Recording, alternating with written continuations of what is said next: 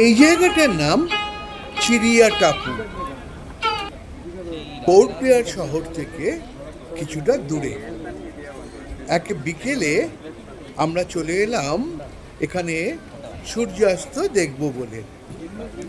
সমুদ্রের ব্যাকওয়াটার এখানে ঢুকেছে, অসাধারণ লাগছে চারিদিকটা। উল্টো দিকে টিলা, আর টিলার পেছনেই আমাদের দিনমণি, দিনশেষের দিনমণি অস্তমিত হতে চলেছেন। আর আকাশটা দেখুন কি অসাধারণ, একটা সুন্দর যেন ক্যানভাস।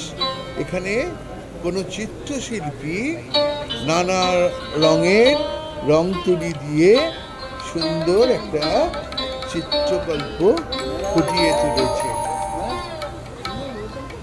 শেষ বিকেলে চুপচাপ এখানে বসে কিছুক্ষণ কাটাতে ভালোই